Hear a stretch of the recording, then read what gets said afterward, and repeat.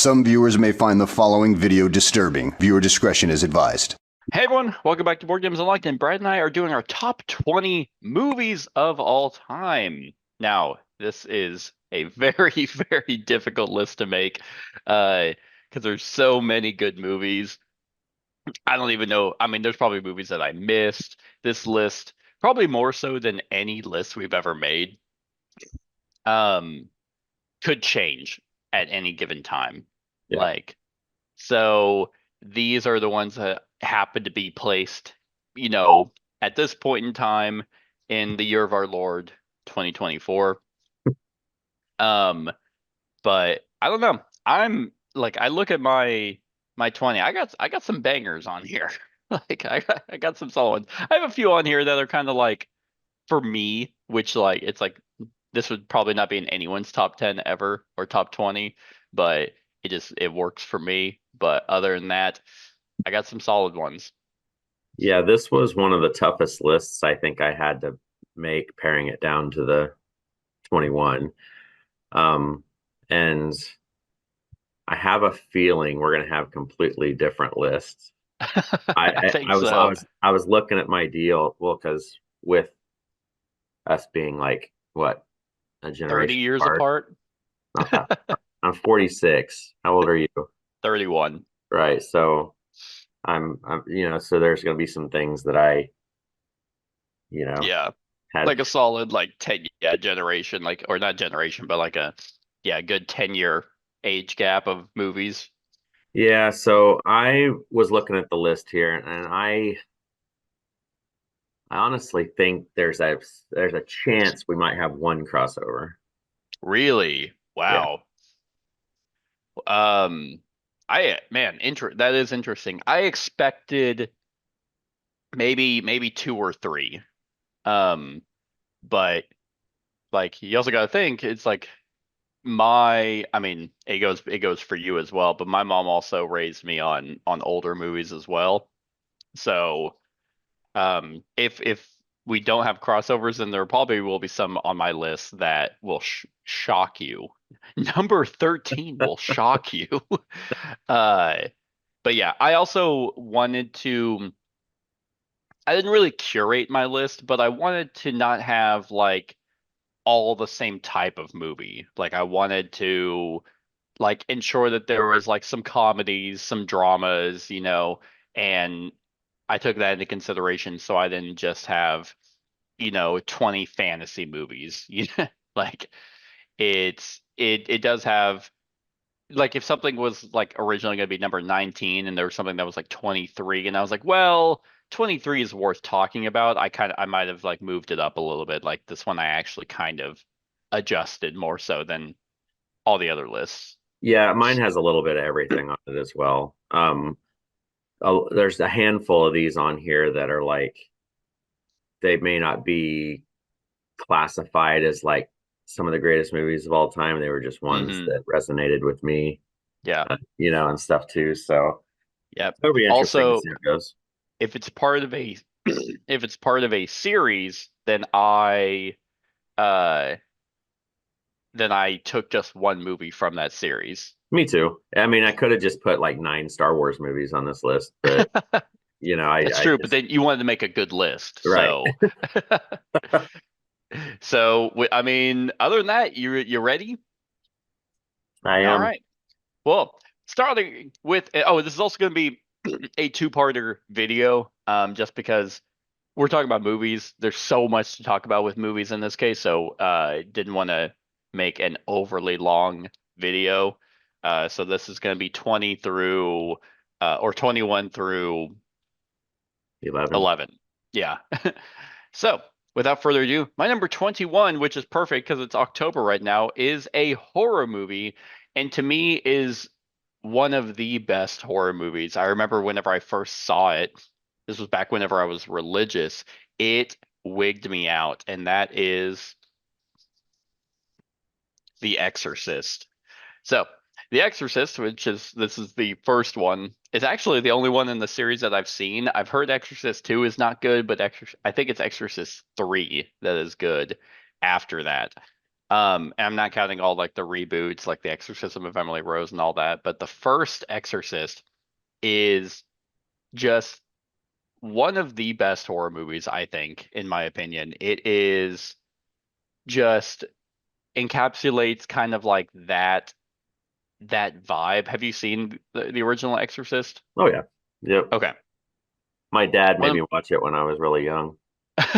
That's the best time to watch it. My mom made me watch Pet Cemetery when I was young, and Yeah. that freaked me out.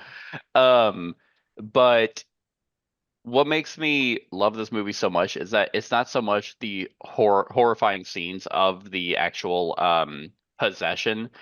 It was the other side of the story, the fact that the person that's wanting to be the person performing the exorcism is actually struggling with faith. So it's that entire story of him coming to grips with that reality, which at the time, if you are religious or even if you're not religious, is a constant struggle for many, many people. And when you're faced with pure evidence in this movie's case, it would, I mean, I'd start believing. Like, I'd be like, oh, okay, well, there's my proof. Um, but on top of that, the actual like scenes with like the crucifix is just, I would love to have seen people's reactions back then. Like, people Mm. can't handle basic shit now. It's like, imagine in the 70s going to the theaters to see this. Um, would really like just send people over the edge. But if you haven't seen the original Exorcist, it is, I mean, it's a must in my opinion. So that is my number 21. Yeah, that's a good one. Um, well, we're gonna go on the opposite end of the spectrum because my number 21 is one of my guilty pleasure movies. Anytime it's on TV or anytime I have a chance to watch it, I watch it because I love sports movies. I love comedies. Um, and this one's kind of cheesy, but it's still just one of my favorites to watch, and that is The Replacement. This is a good Um, one. I've yeah, seen it once, I think. Yeah, Keanu Reeves, right? yeah, yeah. This was just, it's not any like real NFL teams or anything like that, but it's just one of those deals. The professionals, they'll go on strike, and they bring in all these ragtag people, the replacements, to come in and continue the season. And it's just super funny, but it's got a lot of cool sports stuff in it too. Mm-hmm. Um, and of course, it's Keanu Reeves, so you're gonna get the same same acting that you get with all Yes. his movies, but The same dry wooden acting. but but yeah, this one, just the soundtrack's really good to it, and I watch it. If it's on, I watch it. I mean, it's just a good Hmm. solid flick. But I don't Good really know deal. what else to say about it other than just if you get a chance to watch it, you haven't seen it, give it a shot because it's pretty funny. Good deal. Yeah, it's been many. God, I think I was in high school when I saw this movie. It came out in Uh, 2000. okay, yeah, because I graduated in 2011, so and I probably didn't watch it when it originally came out, but yeah, it is interesting because I don't really remember anything about this movie except that I have seen it. Hmm. I probably should rewatch it. It's Um, awesome. I love it. Cool. All right. Well, let's hop into the actual list with my number 20. Following your train of comedy, this is I struggle on which one to put, this one or the sequel, because I find them both hilarious, but I quote both almost like equal.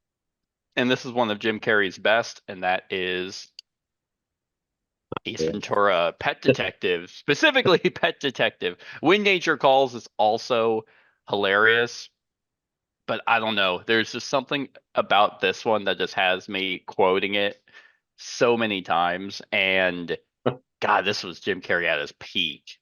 Like back, it was this one. Like, I mean, I could put early Jim Carrey like with like Liar Liar or Cable Guy or Dumb and Dumber. yep, Dumb and Dumber. Yeah, I actually recently rewatched Dumb and Dumber, and I'm like, yeah, this is comedy. This is comedy. And with Pet Detective, one of my favorite scenes from this actual movie is whenever he's like investigating like Ray Finkel, he's like at the insane asylum, and Hmm. then those guards are about to walk in and he like panics and tries to hide in the box. It's just so funny.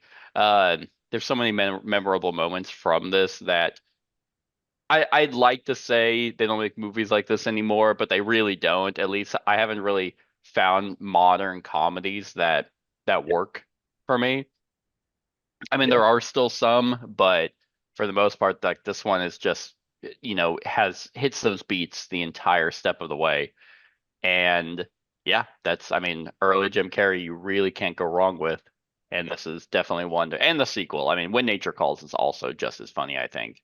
Yeah, I prefer When Nature Calls. I mean, it's 1A, 1B, but I Yeah. When Nature Calls is probably my I favorite mean, of the two. just like that fucking rhino scene from When Nature Calls It's getting hot is, in this rhino. yeah,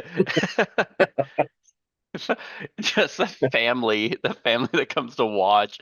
Oh, it's giving birth. It's like it's clearly an adult man. It's just so funny. So that's my number 20, Ace Ventura, Pet Detective. If you haven't seen it, like I don't know. Where the hell I have you mean, been? yeah. There's also, I mean, yeah, I guess like there's some sections of it that didn't age super well, but there's also movies that have aged way worse. So that's my number 20. Sweet. Well, my number 20 is an action movie. It came out in 1996, so my senior year of high school is when this came out.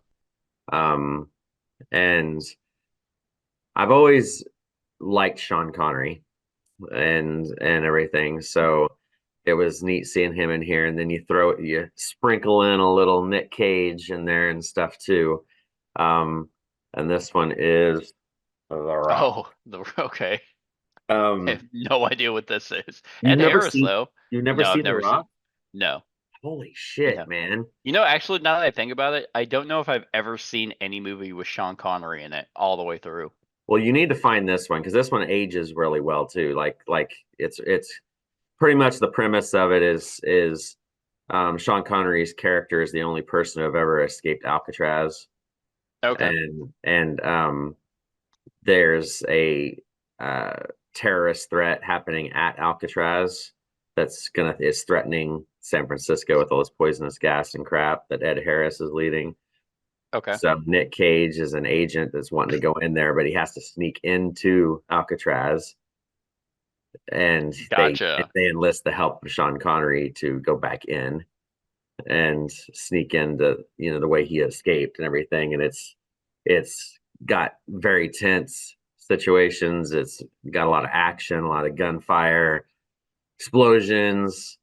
This is kind of a Nick Cage kind of at that peak time, when he was doing Hmm. this and Con Air and all those deals. But um yeah, this one is just it's a blast. And it's got, it's one of those comedies. Nick Cage, of course, like it's an action movie, but it's got his little jolts of comedy that he kind of Yeah. puts in with his way he delivers and stuff. Hmm. But I would highly, highly recommend, if you have not seen this, to watch it because it does hold up very well for, whatever, 20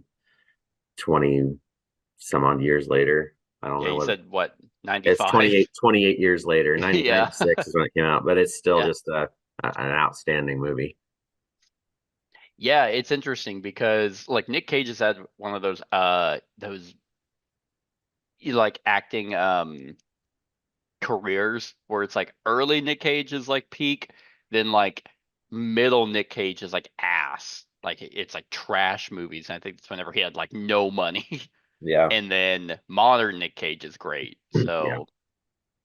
So yeah, I don't know. I don't even remember if I've like I don't know anything about this. I don't know if I've ever even seen it It's or streamed somewhere. I can't remember, but probably. I just watched it here in the last like month again. Okay. It holds up I really like well. Ed Harris a lot, so Yeah. It's it's an awesome one. cool. All right.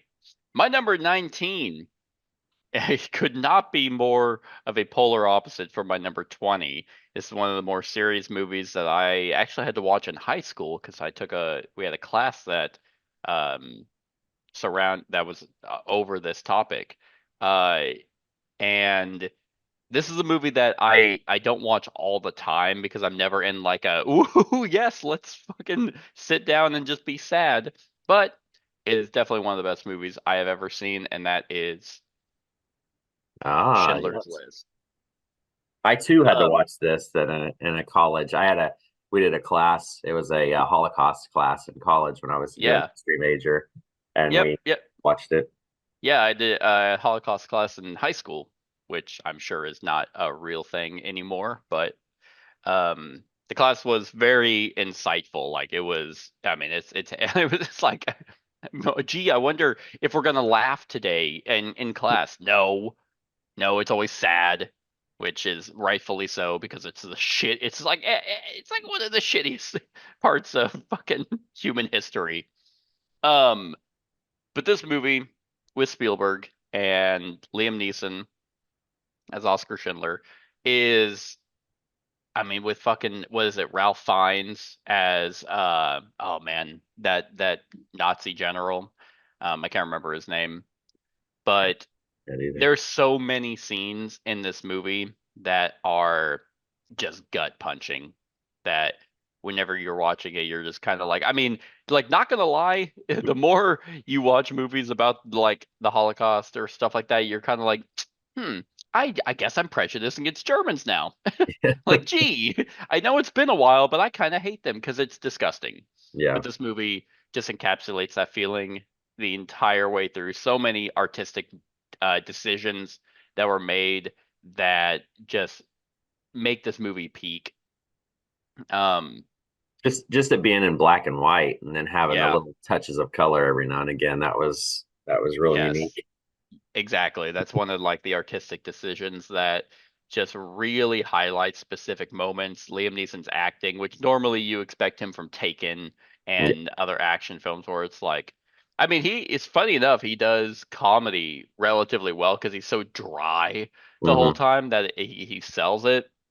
Um, but I mean, spoilers, I guess, throughout this entire thing, because I mean, if we're gonna talk about specifics, none of my movies are like from this year, so it's not like I'm talking None of about, mine are even close to being new.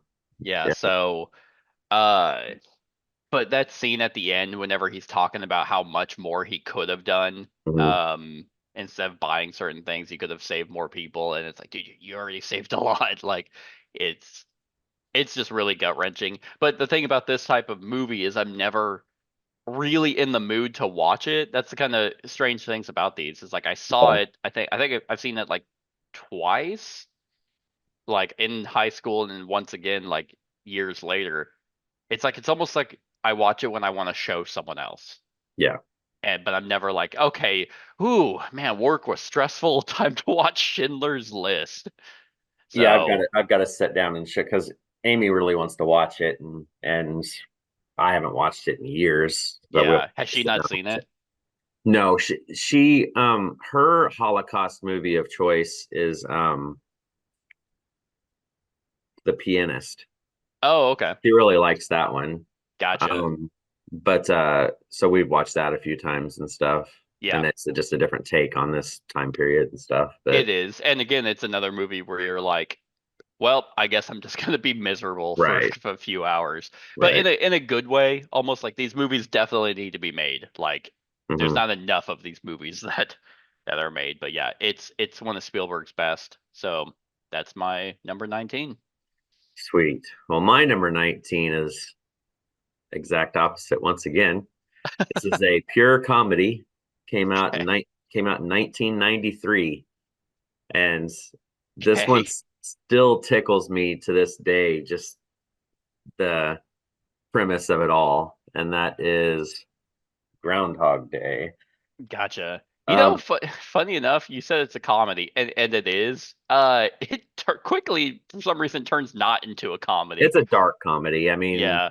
because the part that cracks me up is because pretty much the premise of this is the dude goes to Puxatawny to report on on the Groundhog Day festivities, and he just keeps reliving the day over and over and over and over and over. Hmm. And my favorite parts is when he finally just starts giving up and he just starts like killing himself. He's like Like, trying to get out of it. well, the Yeah. funniest one is when he walks into the hotel, he grabs the toaster. You see him walk upstairs, and then it shows the people downstairs. All of a sudden, the lights start flickering and shit. It's like he's electrocuted himself.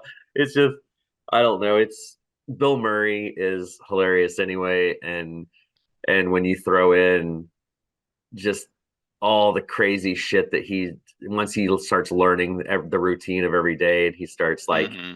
anticipating this and that, and just fucking around and playing around with it and everything. It's Yeah. just cracks me up, all the stuff that happens in this. My It's wife interesting. hates this movie. I've watched this movie probably 100 times, and she just can't Yeah. stand it. I'm not the biggest fan of it either. I, funny enough, took a course in college. It was like a psychology and film course. The Mm, whole course was watching movies and then maybe answer some questions after. And that theme for that semester for that class was like happiness. hmm So we watched, I think it was Happiness or Finding Happiness or something like that, because the movies we watched were kind of weird. Like we watched Inside Out, One Flew Over the Cuckoo's Nest, this one, and a few others. Amelie, which was like a French film that I had to watch in high school. I fucking hate that movie. But I watched this one and I was like, so is this movie all about how he can just manipulate a girl so he can finally just sleep with her? Like, I'm like I mean, this. yeah. I mean, maybe, He's maybe. like, haha, you actually don't like me, but I'm gonna manipulate and stalk you to learn everything about you so you'll love me because I'm miserable. Yeah. But yeah, like it definitely had some moments like when he gets into a police chase and then just drives off the bridge. Yes. Yeah. Yeah. So This is funny. I wouldn't go so far as to say I hate this movie, but like if someone really wanted to watch it, I'd be like, sure, but I'm not going out of my way to see it. Yeah. I wonder if we're gonna have any movies on our list that the We other is hate. just gonna hate, be like, Uh, fuck that movie. I don't know. Maybe we'll see. Yeah, I don't think so. Yeah, I I don't think there's really really, anything you would hate. I don't think on my list. I mean, it depends on maybe. which Star Wars movie you picked. eh, what makes you think I put a Star Wars movie on my list? You know, if you didn't, I'd be proud of you. I'd be proud of Well, you. you're not going to be proud. That's fair. I'm assuming you also didn't put TV shows or anything like that No, on no, your no. list, It's right? all Okay. movies, strictly Okay. movies. Got it. All right, perfect. Well, my number 18 might be the newest on my list. I think it is. Maybe tied for newest with another one. This is actually another horror movie, and it was one that you and I were talking about not too long ago. You were talking about how you wanted to see it, and I was saying this is one of the best horror movies I have seen, especially recently. I've had one person that I've talked to say he hated it, and I was like, I for some reason knew you were going to say this movie, and I don't know why, but I think it's fantastic, and that is Talk to Oh Me. yeah, we were just talking about Yeah, Talk to Me is just so good. Like it does a really creative take on like possession, um, that is not another, not another just, it's not Satan, it's not whatever. They take There's a scene in this movie, and this one, because I know you want to watch it, I'm not gonna like talk too much about it, because I don't want to spoil anything for you. But the way that they take the idea of this hand, have you at least seen the trailer? that. Just Like, when it was on TV, like okay, once, it wasn't like okay. yeah. But the ideas that are behind this, I think, go a little bit deeper than what you would normally expect from a movie like this. And what's interesting is the directors of this used to be, or like maybe not used to be, but were YouTubers. Like I think Rocka. They did like extreme stunts on YouTube, like extreme backyard wrestling and shit like that, and then eventually shaped into more special effects with YouTube. And then now they had the directorial debut, and it's A24. and A24 for the most part is just puts out banger after banger with Midsummer, Hereditary, I think Pearl, all those kinds of movies. This one is no exception. But there's what sold this movie for me is there's a specific scene that could be taken if you replaced this hand that they is like the main focal point. If you replaced it with alcohol or drugs, you've seen it before, and it's like, oh, this would be modern day. Like if this was a real thing, this feels like what many people would actually do. Um, and then it just goes into extremes. There's so many scenes in this movie that are just like grotesque to watch, but it's not like gore porn.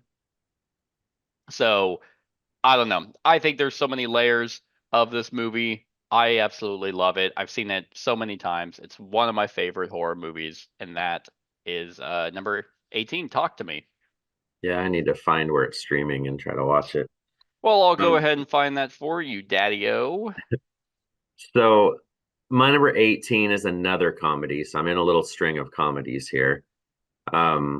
This one is I would say a modern day classic as far as slapstick comedy. It came out in 2003. It still holds Paramount, up by the way. now. Okay. It's Paramount still Plus. it still holds out or holds up super well right now.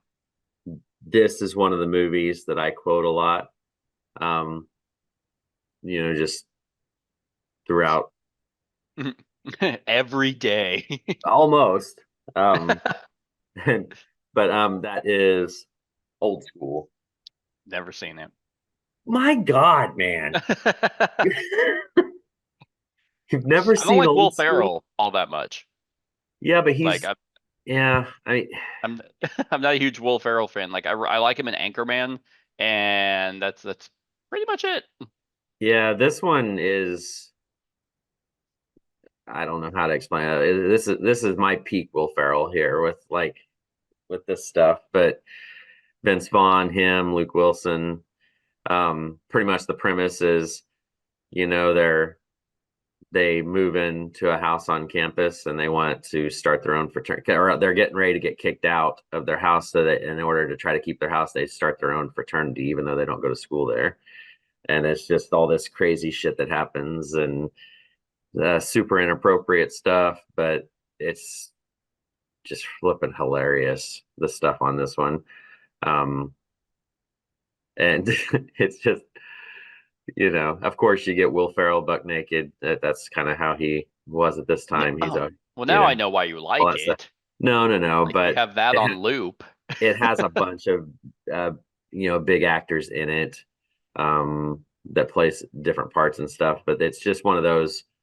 Uh, Jeremy Piven plays like the dean, and he's an asshole, and he's known them since they were kids and stuff, and it just kind of grows from there.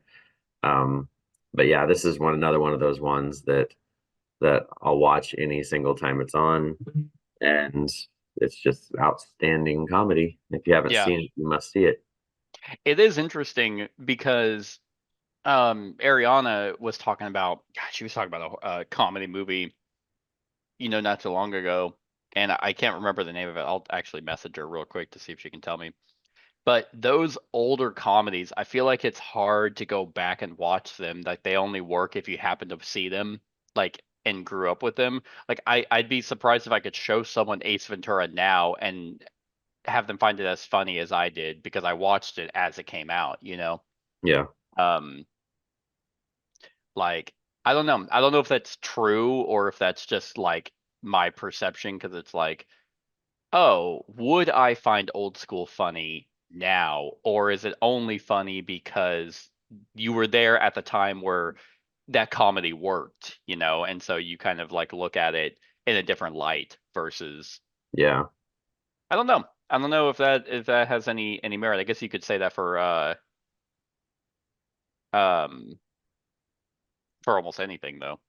yeah. I was trying to think because it wasn't too awful long ago. Because I had people amazed that I hadn't watched Caddyshack before, and Okay. it came out when I was younger too, and I watched it a couple months back, and it was really funny still too. So It just depends, I think.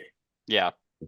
And definitely some comedies or movies just don't hold up over Right. time, where it's like I really, I mean, I remember seeing American Pie, and one, I didn't find it funny back then, but it's like I definitely wouldn't find it funny now. It's like, okay, this is just crass humor. Like this is as lazy humor as you can get. Um, but I don't know.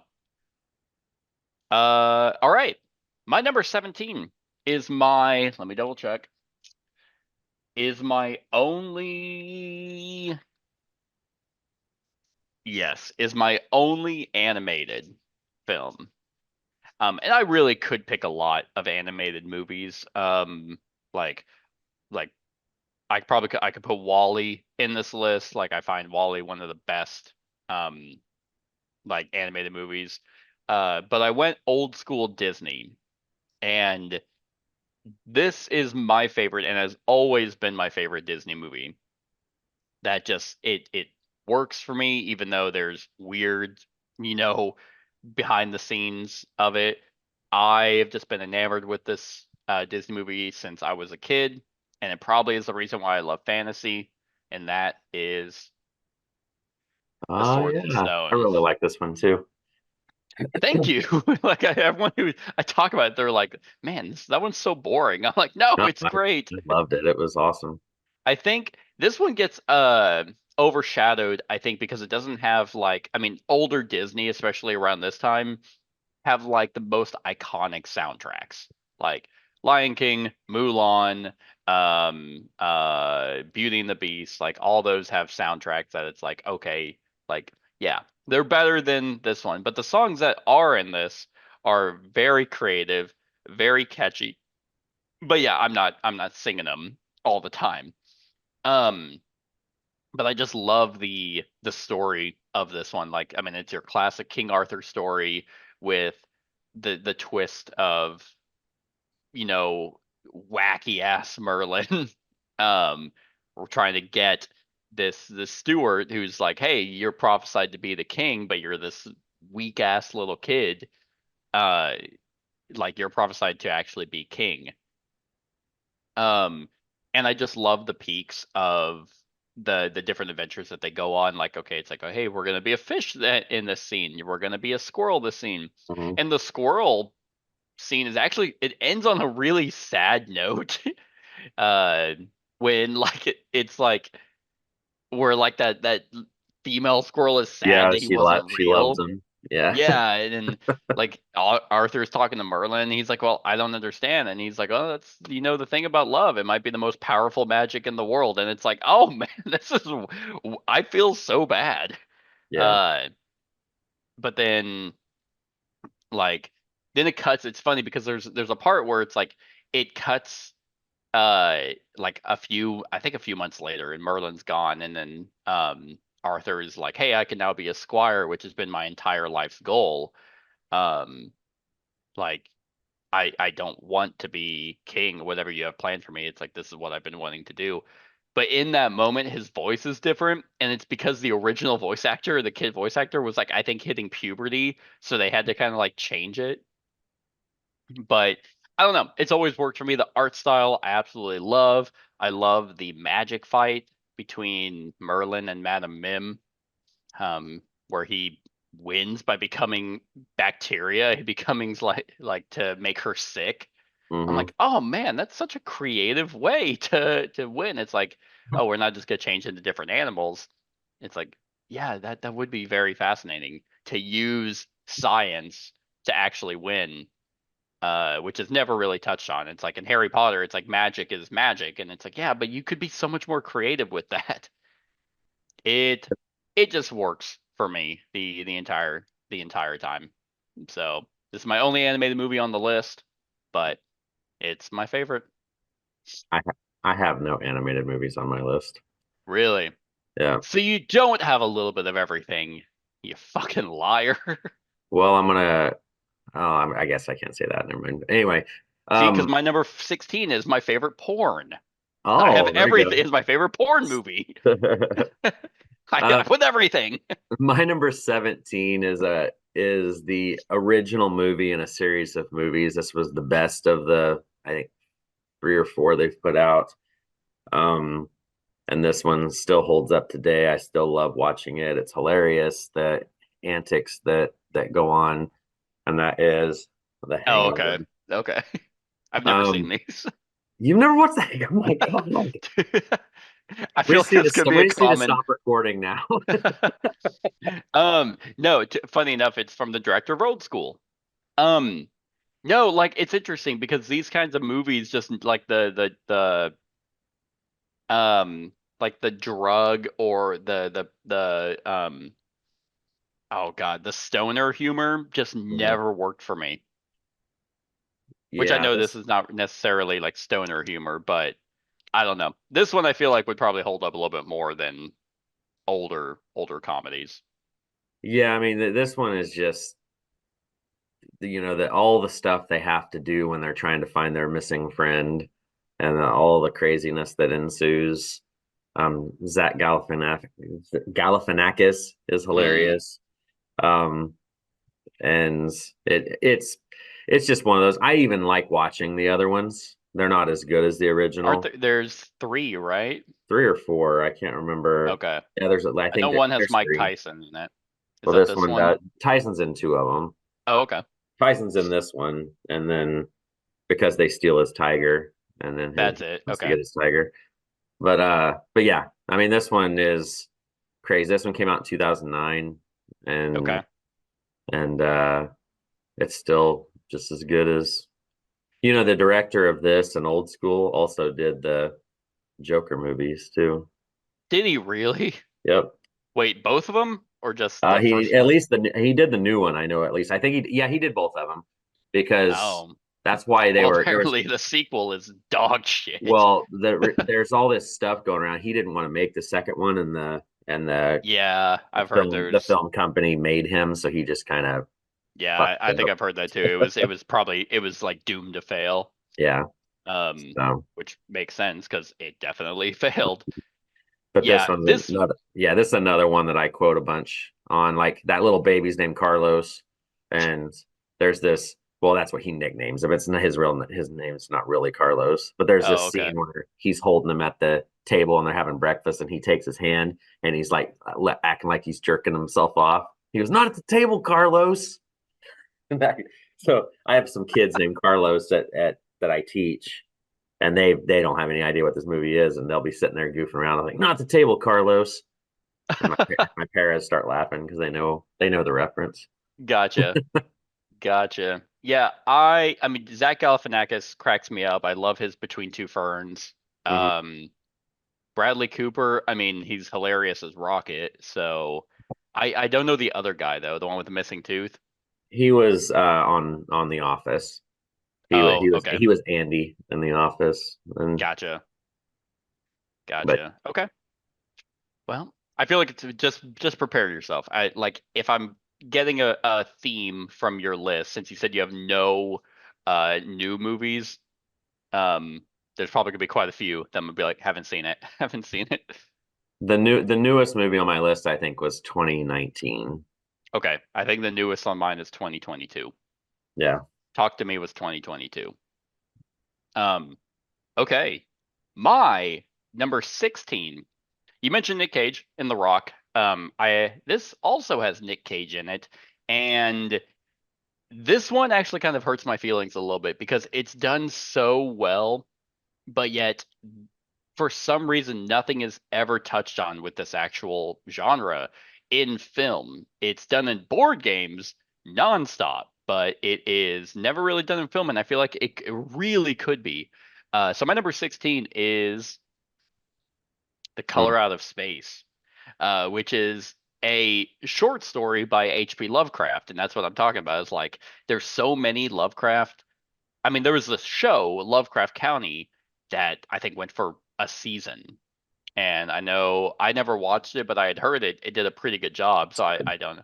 Yeah, Yeah, so it's like I don't know why they quit. I mean, I think nowadays it would have been canceled anyway because the main actor had a bunch of issues. Um, but other than that, like I recently read At the Mountains of Madness,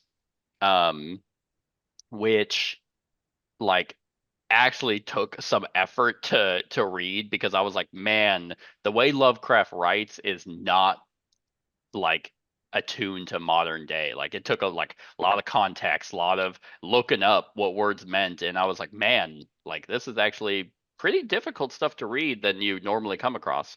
But Color Out of Space is a story about a farm and having just something come out of space and start morphing the things around it, merges the animals together, starts messing with the family, and I mean, just the cover alone is very psychedelic, and this one just kind of, I think, captures the short story as best as you possibly can. And maybe that's why Lovecraft stuff doesn't go over so well, because it's meant to be unknown horrors. Like the thing about Lovecraft is that it's not Stephen King. It's not like, oh, I'm afraid of clowns, or I'm afraid of, being lost in the woods, like real life things. Lovecraft's horror is cosmic horror, which could be it. You kind of have to really think outside. So it's like, okay, I can't really capture the unknown because it's just that. But I think this movie does a really good job of doing that. And the way Nick Cage is acting just works super well in these kinds of roles. And I think this is one of the modern day Nick Cage movies that people finally realized, oh, I need to write and direct kind of around him, because this came out and Mandy came out, that everyone just is like, oh yes, like this works. Because whenever you have the psycho Nick Cage and you're trying to put him in, a regular movie, it's like, well, it's gonna feel out of place and the tone's gonna be off. I think he nails it here. So yeah, like I absolutely love it. I'm a huge Lovecraft fan, and I can only hope for more. Like I would love, I think an out At the Mountains of Madness like mini series or a movie would work really, really well. So yeah, have you seen this? Nope. I've heard about it. I've never watched it though. I recommend it. I mean, it's my number 16, so I obviously recommend it. Uh, if you like that kind of sci-fi horror, like it's not necessarily scary. Like you're not going to be like freaking out the whole time, but they do a lot of creative liberties with this one, so I enjoy it. Yep. This is my number 16. All right. My number 16 is one of my favorite superhero movies of all time.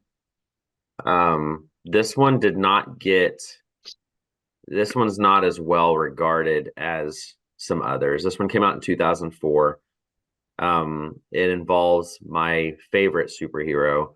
And I still love this one. I wish they would have kept on with this actor and everything that did it, but that is The Punisher with Thomas Jane, the 2004 one.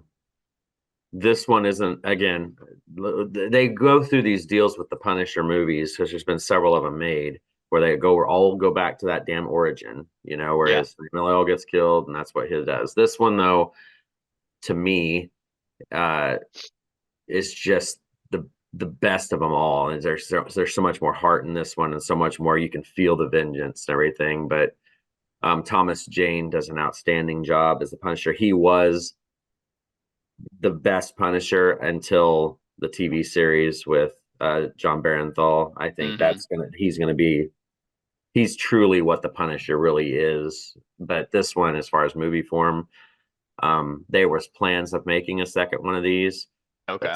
Thomas Jane did not, because they were going to go the more brutal path with the second one, since it wasn't going to be origin. Yeah. And he didn't want to film the brutality. Oh, he didn't want to do it? Yeah, because it was like they were going to get really crazy with it, apparently.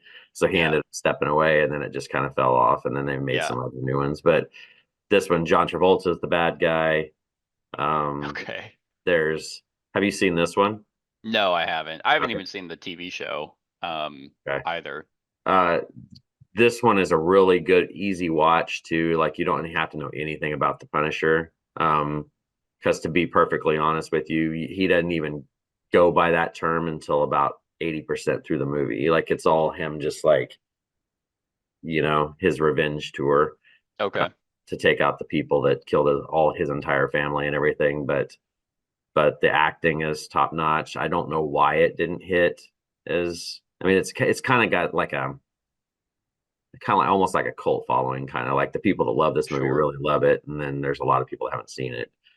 But yeah, I mean, this one is Yeah, I don't superb. know, because like, I mean, it was really Iron Man like that kicked off superhero movies, because this one, I mean, Daredevil was trash, but that one didn't work. I guess Spider-Man, Yeah, the original Spider-Man with Tobey Maguire, those had, I mean, a huge following, but like Blade, like also was superhero, but I don't know, they always felt like, oh, okay, here's another superhero movie before it finally became exciting to watch them. So maybe just wrong place, wrong time yeah. for it. Um, but yeah, I was gonna ask if you prefer like this over the John Barenthal Punisher. The see, I've read a ton of Punisher comics too, so like I've this is my favorite character, like I said earlier. Yeah. So at the time, this story of this and Thomas Jane doing this was the best. But then Okay. I saw John Barenthal come in with his just the sheer brutality, which is what Punisher Mm-hmm. is. It's like just fucking just going ape shit and all the Yeah. and stuff. John Barenthal is truly more like the comic book character. Okay. And they're doing a season two, aren't they? Aren't they finally Not of doing a the season two? Punisher, but that's he's gonna be in the new Daredevil season Oh, that's okay. coming out. He's gonna be as like the co-star in it Gotcha. because they work together. They're in the same area Got of it. the city. Perfect. Okay, cool. For the record, the comedy that my girlfriend was, it's Sorority Boys. Never watched That's it. the one. Okay, that's the one she was quoting, and I'm like, I don't know, I don't know what that is. Uh, Perfect. Okay, my number 15. I think this one will actually surprise you. Is on my list. I have seen this movie so many times. This is one that my mom showed me as I was growing up, and kind of again solidified my love for fantasy. I definitely lean like 80-90% fantasy over sci-fi if I could pick. Um, Not saying I don't like sci-fi, but I don't know, just something about magic and that era just really works for me. This one actually had a TV show that was straight hot caca, but the movie is fantastic, and that is Willow. Yes, Uh, the classic. I haven't watched yeah, this in ages. I need to dude. watch it again. Yeah, dude, it holds up. Like I think last I watched it maybe uh less than a year ago. I rewatched it, and it really just works. Like with I mean, Val Kilmer and Warwick Davis just have a incredible like chemistry as like the polar opposite of characters. With Val Kilmer is actually like this shitty ex guard, and uh and Warwick Davis being Willow, who is trying to prove his worth by rescuing this human baby and getting her out of the clutches of like the Mad Queen. Like the set pieces. The only part of this movie that I don't like are the brownies, I think is what they're called. Like the two, I think, like Australian miniature guys who are the comic relief. They're just obnoxious. But I mean, probably in the 80s it worked, and it was probably the funniest thing in the world. But they really, like, it's not like they kill the movie for me, but the I don't know, like I just love, I'm drawing a blank on her name. I'd have to actually like look it up. But I think being the daughter of the queen, and she eventually joins sides because the queen is evil and she wants to kill the kid so she can gain, I think, immortality is like her end goal. I just love the journey that Willow goes on. Um, and yeah, it's just so hard. Like there's nothing really deep about this movie. It's just a solid. fantasy 80s movie.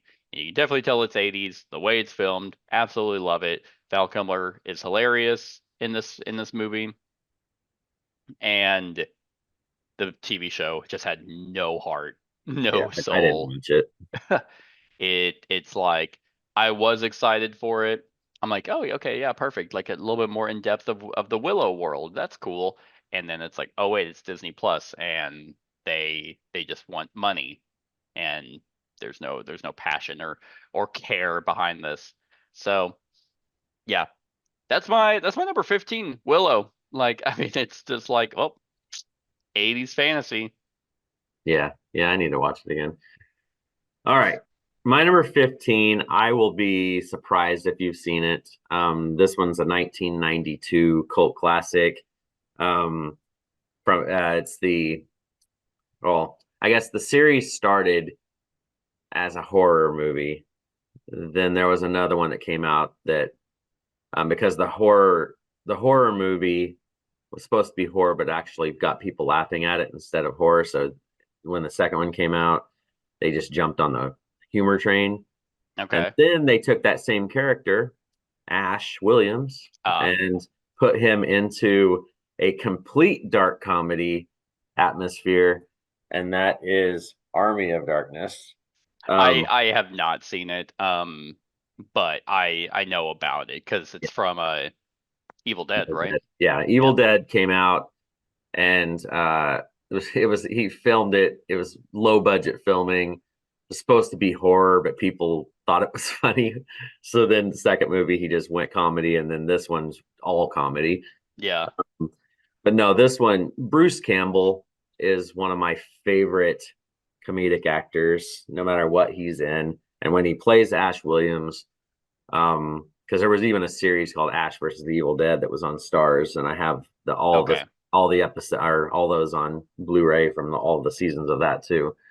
But in this one, he's a grocery clerk, and he gets accidentally transported back to 1300 AD, and he's trying to retrieve the Necronomicon Okay. to help battle the army of the dead and all this stuff. And he like loses his hands, so he has like a chainsaw that attaches to his hand, and it's there's so many one liners in this Yeah. that I don't know. This is just one of those that is one of my all-time favorites as far as this genre of stuff. It has a little bit of horror, a little bit of fantasy, and then just Hmm. a little modern day stuff mixed in with it too. Because he ends up getting a shotgun, and everybody thinks it's witchcraft, and he calls it his boomstick and all this stuff and everything. And he's just the it's just over the top Now, humor. does this have any relation to Evil Dead at all? Like any ties to it, or is it just like It's known that it's in that universe? it's in that universe, and it's the same character. Ash Okay. Williams is in the three movies. Gotcha.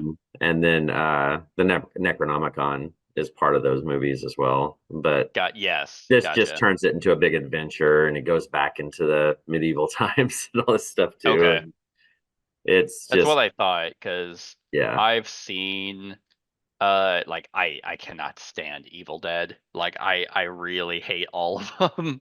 Um like just from a horror perspective. And then I knew this was in that same universe, but I'm like, I don't think it has anything to do with them.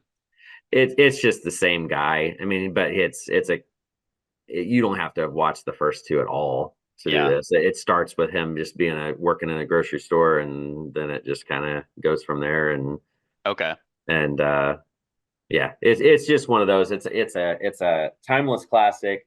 It was filmed shitty back then when it came out in '92 because it was done that way on purpose.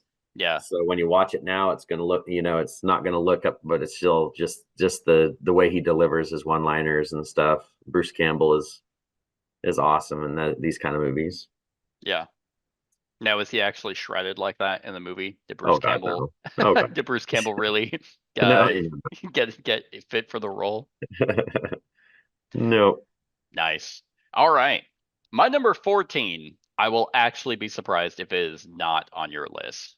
Oh, Um, like, because I've seen this movie a handful of times. I imagine you've seen it probably more. With the history buff that you are, and this one is again just brutal all the way through. You really have to be in the right headspace and mind to want to actually sit down and watch it. But it is one of the best war movies ever made, and that is Saving Private Ryan. Yeah, I have seen this quite a few times. Yeah, I have seen it. Another Spielberg film. Funny enough, I actually forgot that he directed this. Uh, that I mean, everyone talks about that opening scene. It's brutal. It's intense. Like from the gate. Like just as you're watching, you're like, okay. Like I guess the very beginning is him at the at the grave site, but as soon as it goes back to the actual movie that they're following, you're just like, oh, okay, yeah, what are they doing on the boat? Where are they going to dock? And you realize it's D-Day, and God, just nonstop. I mean, I remember like there's this guy who's just like holding, I think his arm, and he's just like walking around, just like shell shocked, as they're trying to take the beach. That so there's that scene that's just insane. And then just the rest of the film, you really feel the brotherhood of this squad. Um, and as they're trying to go find Private Ryan to deliver the news to him. Now, I can't remember why he was just so important, like why It they were sent. it's because there were three brothers that went to war at the same time, and the other two had died.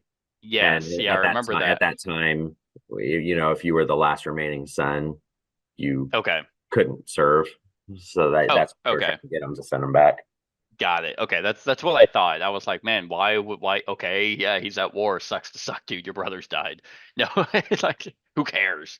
Um, but I don't know, just the dynamic of the way that all the squads react to each other. It's like, okay, you can tell that they've been serving together a long time, or your brother's in arms, so it's like, I don't really know you, but we're in this horrific situation.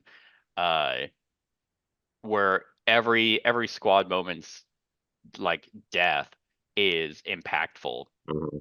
Like the one where it's the translator and he's on the stairwell Mhm. hearing the guy. It's like, and everyone's like, you're watching and you're like, fucking go up there, but you understand. And he's like, he said the entire time he doesn't fight, like, and he just being paralyzed with fear in that moment, that it's even more heartbreaking because you could tell he knows he needs to go up there, but he can't.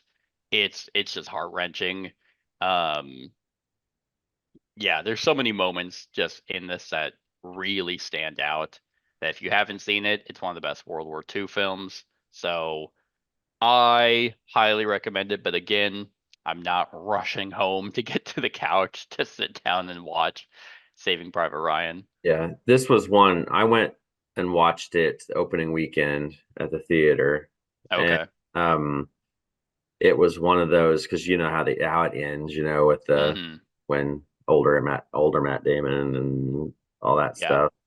But there were the first like two or three rows of the theater were just these. You could tell they were the vets, and Yeah. they just sit there like they didn't even get up, and like they were saluting and stuff and everything too. Yeah. And Right. it's powerful. It And the this as much as I like this movie, um, I actually almost like the spin-off series that Band of came from Brothers. this Band of Brothers in the Pacific, because they're filmed the exact same way. Yeah. But you also get that small squad stuff too, and it stretches out Mm-hmm. for like 10 episodes. Masters of the Sky or Masters of the Air is another really good one that just came out last year. That's doing Okay. the air deal with these guys, and it's filmed just like you're just like right there with them, and it's Mm-hmm. very impactful. Yeah. Band of Brothers is yeah, I think I've seen the first episode, and I started watching it after I had seen this. Um but I didn't continue watching it. I really need to. They're outstanding. Yes. I that's all I've heard. I've heard nothing but good things. And funny enough, the teacher of the Holocaust class that I had in high school let me borrow his box set, but I never Mm. I never watched it. But yeah, I really should just sit down and actually, because what he said, it's 10 episodes. I think so, yeah. And what's Yeah. cool about all these shows, the three shows that spin off, is before each episode, it has these guys that they're interviewed, and they're talking about it, and those are the actual real people Oh, okay. interviewing from that were people in the episode, like that and part of that group. That So is you really don't cool. find that out until the very last episode. Then it shows their name next to them and stuff, Gotcha. and so you don't know that as they're doing it, but it's really cool. That's neat. We Yeah. might talk about this later. We'll see. All right. Well, that was my number 14. Yeah. All right, my number 14 is another cult classic. It's an actiony kind of comedic movie. I dark comedy, if you want to go Okay. that way. Um, I didn't watch it when it first came out in 1999. A couple of years passed, and then I kept hearing people talk about how awesome it was. But so I decided to rent it and watch it, and absolutely loved it. This was Norman Reedus's first ever movie. Um, and Blade 2. Got nope, it. nope, The Boondock Saints. Have you seen this one? Okay, But so I really should, because I mean Willem Dafoe and uh yeah, Willem Dafoe mainly. well, Sean Patrick Flannery is a big actor too, and well, pretty much what this is they're brothers, the two, uh, in the front of that picture, um, and they're also Irish, and they this shit starts happening with these European, like the mobs, the gangsters around their parts, Okay. and they go on this tour of vigilante uh, stuff. So they decide, hey, we're going to become the Boondock Saints, and we're going to take out all the scum and villainy from our little town. So they go and they find all these murderers, rapists, and all this stuff. They almost kind of like the Punisher in a way. It's kind of funny how Okay. that's like that, but they go and they just take out all these people. Well, Willem Dafoe is the crime scene investigator, and he starts trying to figure out who these people are and all this stuff. And I'm not going to spoil too much about it, but there's a second movie for this that was really awesome. There's a third one being made right now. But Really yeah, interesting. Okay, I it's didn't even know it's there was a sequel. yeah, the sequel's really cool because their dad is part of it, and stuff too. But it's got a cool soundtrack if you like Irish Yeah. music and stuff like that. So there's all this Irish stuff in it, and a lot of cool guns stuff and slow motion action deals and a lot of humor. Uh, this was just one of those ones that went way under the radar, and there's the people Hmm. that like it really, really like it. They're the ones that but then there's most people probably haven't seen it, you know. Yeah. But it's definitely worth a watch if you can get it because it's got some outstanding acting in it and stuff. Okay. Yeah, this is one that like has been on my radar. But like you said, whenever I'm thinking of a movie to watch, it's never this one. Like I never think about watching Boondock Saints. So cool. All right. My number 13. Uh, Now we're actually swapping into some sci-fi, and I have recently rewatched this entire series. Because a new one came out. It was phenomenal. I loved it. And then I was like, okay, I'm gonna show my girlfriend this entire series, and uh, and we're gonna just watch all of it. And it's interesting because this one and the first one, I really feel like I could kind of swap them out for different. Ow, I bit my tongue for different reasons. So my number 13 is Yes. Aliens. Like I said, I could swap this one or Alien. But I think kind of at the end of the day, um, I prefer this one. I think it feels there's a little bit more at stake, with Newt. And if you watch like the extended cut of Aliens, there's like this whole theme of motherhood between it, where it's like she was in hypersleep for so long that she missed her daughter's like life, which Well, is like heart wrenching.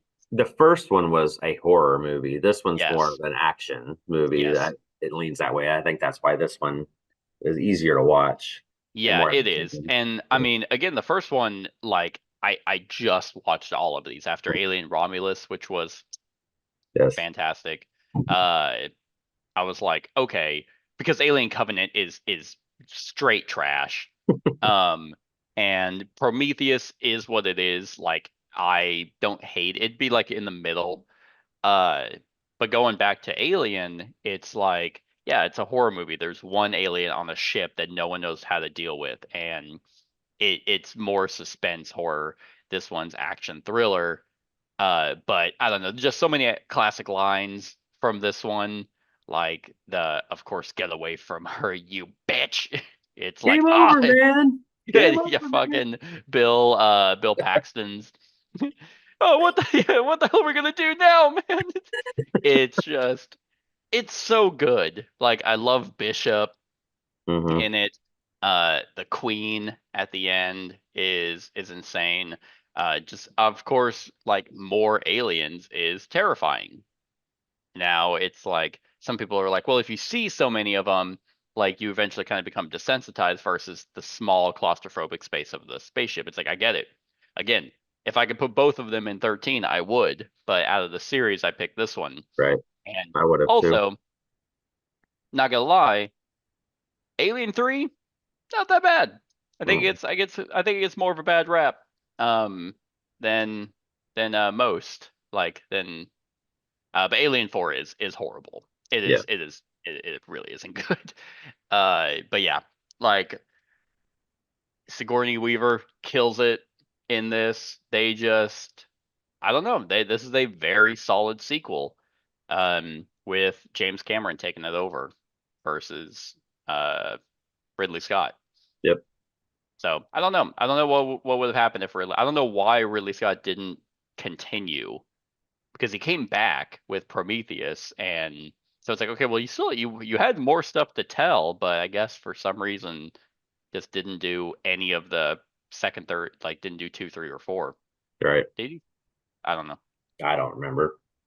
But yeah, this is definitely a series worth watching. Even fucking, God, I hate 4. 4 is so bad, dude. Like watch the series, watch 3. That's a good ending. Skip 4, but yeah, you can start. I mean, it was kind of neat to see in Prometheus, like the Promethean ship that's flying off. It's kind of neat to see that at the very beginning of Alien. It's like, oh, okay. But yeah, I'm very happy with Alien Romulus as well. So I hope if they're going to keep making them, they stick with that type of uh filmmaking. Hmm. So yeah, this might be my old. No, it's not my oldest. Never mind. Oh, it might be. This was 80. I don't remember. When was Aliens? 86. Oh, hey, it's right there. 86. Nailed Yeah. it. Nailed it. Yeah, this one's not my oldest on my list, but that's my number 13. All right. My number 13 is my only other movie on the rest of my entire list that leans horror. Okay. But it's not even really horror still. It's more of a comedy. Okay. Horror. Um, It's not horror. It's actually the complete opposite. well, I mean, it's a horror theme and Okay. it's got some parts, but it's more of a comedy than anything. This one cracks me up. I love the everything about this. I'm a zombie guy. I like zombies. So this one was a clear cut, needed to make the list, and that's Oh, Zombie Man. okay. Um, this one's just it's just hilarious. Like Jesse Eisenberg when he has this whole list and it just kind of pops in. You've seen this one, yes? Yes, I have. Okay. So I that's have my not seen the second one though. second one's not as good. Yeah. This one's the best. But Jesse Eisenberg, he has these rules that he has to survive the zombie apocalypse. It'll just like pop up on the screen in weird parts and everything. And Woody Harrelson's hilarious in this movie. The girls are good in it too. Bill Murray, of course, is in this one Yeah. as well. But just the funny shit that happens in this is just it's just top notch, and I absolutely love everything about this. The zombies are the kind of zombies that I would never be able to survive with the running zombies. Mm-hmm. Um, but yeah, they just do funny stuff with it. Funny creative decisions, like the zombie kill of the week. They just pop in and they'll show Yeah. that and stuff like that. But Yeah, this one, I mean, because I'm not the biggest zombie fan, but like this one was just way more creative mhm. um than most. Like I can't think of any other zombie film where it is a comedy, like, and No, very tongue in cheek the whole time. yeah, I actually strongly considered putting um one of the movies from the 28 series, like the Oh 28 yeah. days later, 28 weeks later. There's a 28 years later getting ready to come out here Okay, I thought there next year, was. and I can't wait for that because I like those movies a lot too. Yeah. But uh, but yeah, this one just hilarious with a little sprinkle of horror zombie stuff in it. Yeah. I mean, also a sprinkle of, I mean, they have a really good moment with Woody Harrelson. Like whenever you thought he was talking about his dog the whole Yeah, time, yeah. but it's actually his kid, and it's Hmm. like, oh, well, that's that's out of nowhere. Uh, so I don't know. I like the yeah. Look at Woody Harrelson's great, man. Hmm. Like, listen, I'm not the easiest to get along with. I can tell that you're a bit of a bitch. Fucking just his line delivery is so good. Jesse Eisenberg, like, I don't know. I like him in certain roles. Like he does good here. Emma Stone was the first movie that I was like, who is this? She's so Right. hot. Uh but her con style I think works really well. Yeah. I like this one. This one is it's also an easy watch It too. is. Yeah. So good pick. Finally, a movie you brought up that I've Yeah, I seen know. that isn't from like the fucking 50s. The No. last one you'd seen on my list was my number 19. Oh, I've gotten geez, 6 movies. I'm just like no idea. No, I think all of them I have at least known about. I think the only one that I was like, what is The Rock? Yeah. All right. My number 12. Funny enough, you have already mentioned, but it is not a crossover. This is for some reason, I just have very depressing movies on my list. And again, it's a movie that I am not always in the headspace to watch. Similar to my number 19. This is actually the one that you said your wife prefers. And Yeah. that is The Pianist. Uh it was really funny when you brought that up because you're like, no, the one she really likes is The Pianist. I was like, oh, okay. I wonder if we're gonna talk about it now. Um yeah, so with this one with Adrian Brody as don't remember his name as the actual guy Oh gosh. who survived through the Holocaust. It is brutal. His acting is top notch. Like it's one of the best. And you've seen this one, right? Because you said you watch it Mhm. with Yeah, we um watched it a couple times. yeah. There's so again, kind of like Schindler's List, there's so many scenes that just stick out in your head that you're like, yeah, like this is fucked up and this is my heritage. Like this is like I mean my on the entire side of my mom, like my mom's side is German, so I've Me too. like all my family is they're German. They live in Germany. And watching scenes like this, it's not like I'm sitting there side eyeing them like, when are you guys gonna do it again? But it's like, God. I mean, every human history is just so fucked.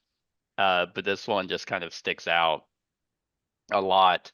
Um, like when there's a scene where they're standing in a line and they're being talked to by one of just a Nazi general, and one of the girls is like, "Oh, excuse me, sir, but where are we going?" And he walks up and he just fucking shoots her in the head. And it's like, God, like it's so messed up. And his struggle, I mean, like I don't want to spoil too much of this movie for people who haven't seen it, but like his struggle and then of trying to survive in different areas throughout Nazi Germany, and then eventually is found by a German general who is just taken aback by his piano playing is wonderful cinema. One of the best Holocaust movies out there. I'd say Adrian Brody's uh, best performance. That if you actually ever hear him talk about like getting into the role of this is truly heart wrenching. Like his view on life after having played this role is insane. So yeah, yeah, it's a gut wrencher, but I think at least has to be seen once by everyone. Yep, Like, I would agree. so that's my number 12, The Pianist. My number 12 is another comedy, and it is a And it sports is movie. Schindler's List. Oh, and Oh, it's a sports movie. okay. And it is one of my Oh wait, is it the one with Mark Wahlberg? Because no, it's about the Philadelphia Eagles and no, they're hilarious because they no, suck. no, Oh, no. okay. This one is a classic from 1992. I it holds up now still. I just watched it last week. Um, and it also has Woody Harrelson in it, and that is White Man Can't Jump. Do Okay. not do not even waste your time on the new remake of it. That one is shit. Didn't even know there was a remake. Yep. It has that one white rapper guy in it that Eminem? with the Jew fro. Not Eminem. Okay, got it. No, no, this one is the way Wesley Snipes and Woody Harrelson play off of each other throughout this whole movie is hilarious. Have you seen this one? No. Okay. No, dude. This one, there's so many lines out of this one. These two, Woody Harrelson and Wesley Snipes, are both hustlers on the basketball court, and they decide they're trying to raise money for their own personal, whatever they're needing it for, and they start this long con where Woody Harrelson he's kind of like the king of the street courts, and all this stuff, and all he does is run his mouth and talk and everything, and then to get more money, he's like, you can pick any motherfucker on this court, to be my partner. And you have Woody Harrelson who's wearing these stupid high tops and a backwards tie-dye hat and everything, and they're like, use that goofy white motherfucker over there. And stuff, and he comes in there like acting like he doesn't really know much about basketball, and then he comes out and he's an actual like badass basketball Oh, okay. player, like a former college, Yeah. All-American and stuff. So then they start hustling people, and it's just about this whole deal about hustling and how they're constantly losing their money because they just bet too much and do this Yeah. and everything. It's hilarious movie. And um yeah, I mean it's a classic. Like I said, I watched it last week. It still holds up super well. And these two play really well together. See, that's the most interesting part is Wesley Snipes and Woody Harrelson Mhm. like actually having a good duo. Well, and there's a lot like this one back in the day when this came out was probably the most foul languaged movie to come out Really? in a very long time. Okay. Okay. Yep. Nope. Haven't seen it. But I do know of its existence. Yeah, you are right. We do have like quite a disparity of Hmm. movies. Um, that's okay. That's okay. Because if we were talking about the same movies over and over, it'd be boring, right? Right. Um, and people could talk about how my list is just way better than yours. All right, you ready for the Yep. final one of this segment? My number 11 is actually a Nicolas Cage movie. This one, I mean it's I'm just double checking that he's not weirdly in any of my other ones. He is not. This one might be my favorite performance. I usually don't go to the theaters multiple times to watch the same movie. Um, but this one I did. Like I watched it multiple times in theaters, and this is like you have like Mandy or classic or Color Out of Space where it's crazy filmmaking. This is where it's like, okay, now it's a lot more grounded. Uh, so my number 11 is Pig. Oh my, I've never seen Um, this one. this one, it's basic. I mean, everyone was like, "Oh, it's Nicolas Cage. It's as John Wick." Because the whole movie is his truffle pig gets stolen, and he is on a journey to go get it back. Uh, but which you would think, oh, with Nicolas Cage's crazy acting, that would be insane. But it's not that role at all. It's very, very grounded in this world of the culinary arts, where he was like an ex-chef. Um, but through backstory and circumstances, he is no longer that. But the journey that he goes on to get his pet back is just heart-wrenching. And I think this sits more with me because I have dogs. And so it's kind of like that same idea was if you had the means, like if your only pet was taken and you had the means to go get it back, um, like would you? And he doesn't go crazy. He doesn't like pick up a gun and just start gunning people down to figure it out. Um, he just the emotional journey that he goes on is really brutal. And I remember taking a friend to go see this, and he had just gotten a puppy. And after watching it, he's like, "Yeah, that made me feel things I didn't really want. I wasn't ready to feel." I'm like, "Yeah, yeah, it's something else." Like I love his performance in this. Actually, one of his most recent performances, Long Legs, was also really good. But I still would put this very high up there. Um, it's a slow burn. It's a slow movie, but at least for me, I was like in it from the beginning, so I wasn't ever like, yeah, man, when's it gonna be over? Yeah. So if you're into that, if you're in the right headspace to watch a just like this really is like solidifies, oh yeah, I forgot Nicolas Cage is a good actor. Like you just gotta give him shit that he wants to actually work with, and he's not trying so hard. But this is kind of what I was saying about like early Nick Cage is like classic. Then that middle stint where he was just doing any role is ass, and now modern day Nick Cage is also where it's at. Yeah, So that is my number 11, Pig. I've never even heard of this one, so Really I'll have to check it interesting. out. Yeah, Yeah, if you get a chance, like it's a different take. Like don't it's not John. I mean it's John Wick if he wasn't a assassin or mhm. whatever. Yeah. Um, yeah, that's All right. my 11. My number 11 is a movie that when it got announced, because it came out in 2004, when it got announced and they said who the lead actor was for this character, I did not have high hopes. I watched it because I was an ancient civilizations major, ancient literature, stuff like that. Some of my favorites of those that I had to read several times throughout my college years was the Iliad and the Odyssey. Uh, Okay. and so when I heard Brad Pitt was going to be playing Achilles, I wasn't too high on it, but it actually turned out to be one hell of a movie.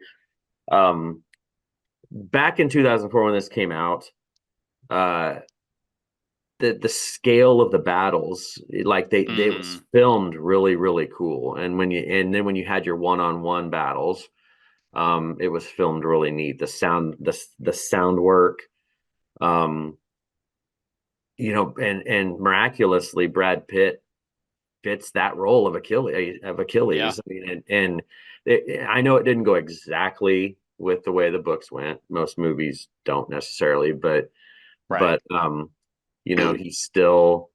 They had the whole, demigod aspect into it. They had his weak Hmm. point that gets Yeah. exposed They and basically stuff. pulled all the God interference out, Right. which For is the I most, think a yeah. good choice because it's like it wouldn't make any sense like from a film perspective. I think if the gods were playing a major role like they do in in the books. Yeah. So I mean, And it just amazed me how well he formed. You know, like in my mind now, when I think Achilles, I see Brad Pitt as Achilles, and that's right. and I mean, it's just Eric the Bana best. as Hector, Yes, that Orlando was Bloom is like, I pretty mean, good the too. casting is top notch Yes. for this movie, and it's crazy because I actually recently watched this, because I'm like, oh, does it still hold up?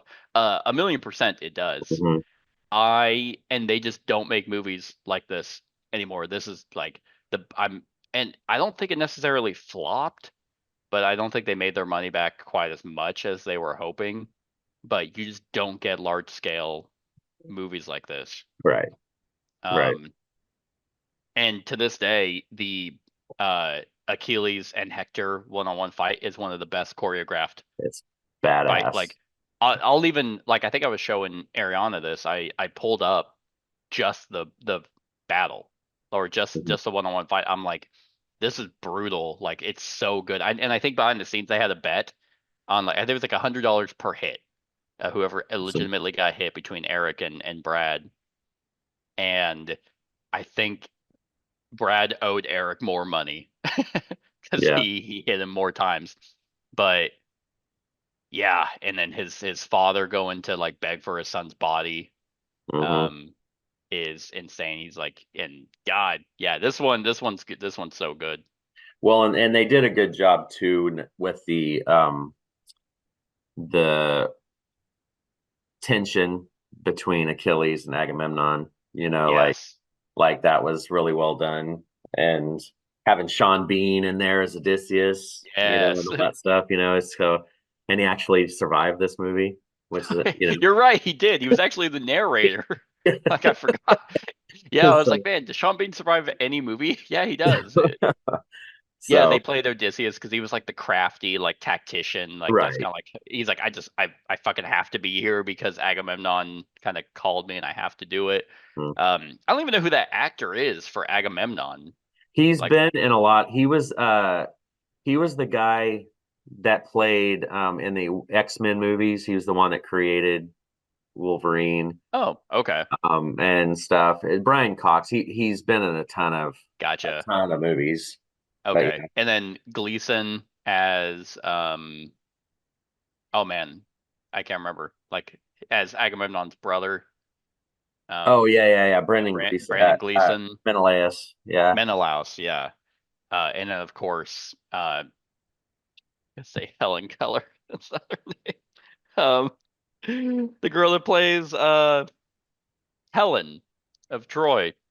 yeah. Um, wow, she's a fantastic actress as well. Uh, and I'm totally drawing a blank Well, it says her on her name is name. Diane Kruger, but I don't Diane know. Kruger, yes, yeah, the one that plays Helen. She is also fantastic because she was in Inglorious Bastards. Yeah, oh, yeah, Um, and yeah, and it's funny because I think I was watching a video on Orlando Bloom talking about having to take that role because he just got off the high of Legolas and Will Turner, yeah. Hmm. and he almost didn't take it because he's like, man, I have to play some little bitch who like can't fight and he like crawls because he's like, I'm gonna do this for honor and for love, and then he gets his ass beat by Menelaus and he like begs his brother for his life to save him, and but yeah, it's so good. This is the best movie of your picks so far, of your list so far. Well, it's my 11. I mean, Yeah, that's true. That's true. We got 10 left. So that is it, everyone. That is the end of this segment. Um, so go to the other video to watch the next 10, where we talk about our 10 favorite movies of all time. And yeah, I mean, let us know what you think of these movies in the comments below. But other than that, like, comment, share, and subscribe, and have a wonderful whatever time of day it is for you. Hey everyone, thank you for watching, and I really hope that you enjoyed the video. If you would like to see more of my content, go ahead and click that subscribe button and the bell to be notified whenever I upload any new content. If you feel like supporting the channel, you can go ahead and click that Patreon link to be taken to my Patreon, and any help is truly appreciated. Other than that, stick around for any other run-throughs or reviews or cool top 10s or whatever I feel like putting on. Other than that, like, comment, share, and subscribe, and have a wonderful whatever time of day it is for you.